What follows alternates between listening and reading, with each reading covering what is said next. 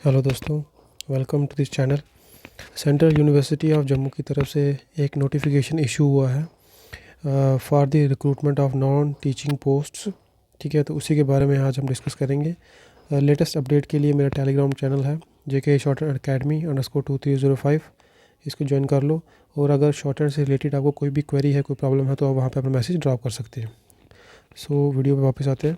ठीक है, तो ये एप्लीकेशन थ्रू ऑनलाइन मोड, तो ये टोटली ऑनलाइन होगी। ठीक है, ऑनलाइन आप रजिस्ट्रेशन कर सकते हैं। यहाँ पे पेमेंट आपको करनी होगी। ठीक है, फ़ी है इसकी 1000 रुपीज़। और ये उनके लिए है जो कि जनरल कैटेगरीज के जो कैंडिडेट हैं वो होंगे उनके लिए। और जो SC ST PWD ठीक ओ या रेगुलर एम्प्लॉइज़ है सेंट्रल यूनिवर्सिटी ऑफ जम्मू के लिए, उनके लिए कोई फ़ीस नहीं है। ठीक है, तो ये सिर्फ ओपन कैटेगरी वालों के लिए ही है, 1000 रुपीज़। और इसकी जो लिंक ओपन रहेगा वो उसकी डेट है 30/3/2023 से 29/4/2023। ठीक है, इसके अंदर अंदर ही आप अप्लाई कर सकते हैं। उसके बाद अगर कोई और भी आपको इसके रिगार्डिंग कोई डिटेल चाहिए तो उनकी यूनिवर्सिटी की अपनी वेबसाइट है cujammu.ac.in, आप वहाँ पे जाकर भी जो है इस PDF को डाउनलोड कर सकते हैं। या आने वाले टाइम में जो भी इसके रिगार्डिंग वो कोई नोटिफिकेशन होगी तो आप वहाँ से डाउनलोड कर सकते हैं। ठीक है, आगे देख लेते हैं। ये कुछ पोस्ट यहाँ बताई हैं, जैसे section officer, private secretary, personal assistant. इसी तरह यहाँ पे 10 पोस्टें हैं, लाइब्रेरी असिस्टेंट।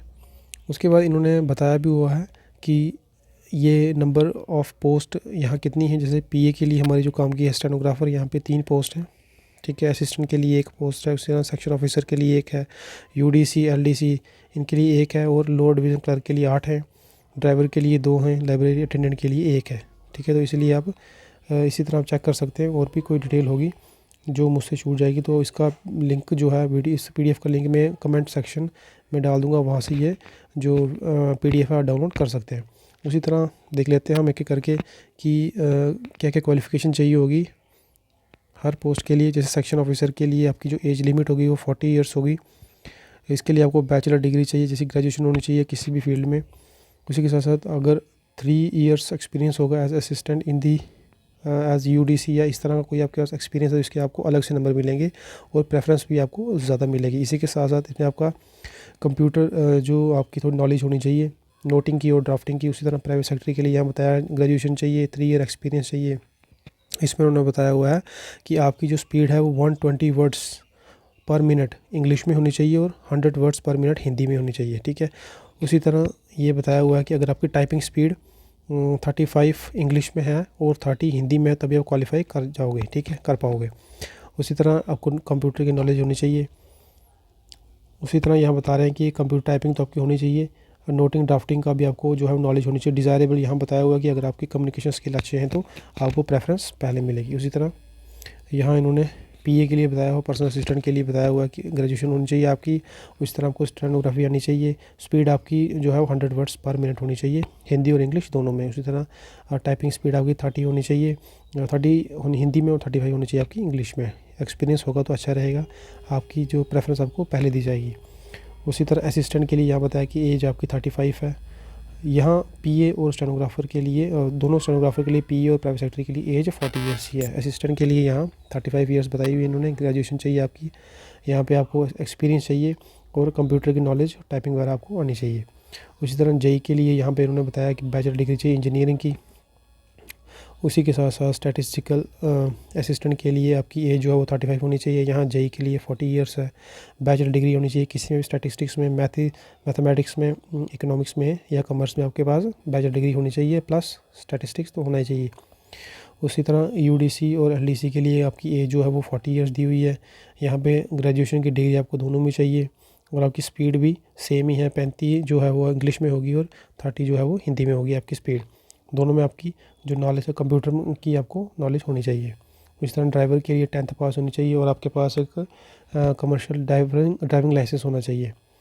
ठीक है, और यहाँ पे बताया हुआ कि इसकी डायरेक्ट रिक्रूटमेंट होगी ड्राइविंग टेस्ट के थ्रू। उस तरह लाइब्रेरी अटेंडेंट के लिए 35 ईयर्स एज रखी है, 10+2 आपके पास होना चाहिए क्वालिफिकेशन। उसी के साथ साथ आपके पास लाइब्रेरी का कोई कोर्स कोई भी होना चाहिए। एक्सपीरियंस होगा तो अच्छी बात है, उसके एक्स्ट्रा नंबर मिलेंगे और कंप्यूटर की नॉलेज आपको होनी चाहिए। ठीक है, बाकी जो मेन चीज़ें हैं मैंने आपके साथ डिस्कस कर ली। इसके अलावा हम देख लेते हैं, जैसे मैंने आपको बताया जनरल के लिए EWS और OBC के लिए यहाँ पे 1000 है। बाकी जो कैटेगरीज़ के हैं, इसके अलावा जो भी कैटेगरीज़ हैं उनके लिए नील कोई फ़ीस नहीं है, और जो सेंट्रल यूनिवर्सिटी के अपने एम्प्लॉयज़ होंगे उनके लिए भी कोई फ़ीस वगैरह नहीं है। इन सर्विस आप अप्लाई करना चाहते हो तो NOC आपको लेनी पड़ेगी, विजिलेंस क्लियरेंस वगैरह, ये 2-3 चीज़ें आप देख लेना। तो जो इन सर्विस हैं उनके लिए ये मैंडेटरी है। उसी के साथ साथ यहाँ इन्होंने बताया कि सिलेक्शन क्राइटेरिया कैसे रहेगा। यहाँ पे 2 टायर एग्ज़ाम होगा आपका।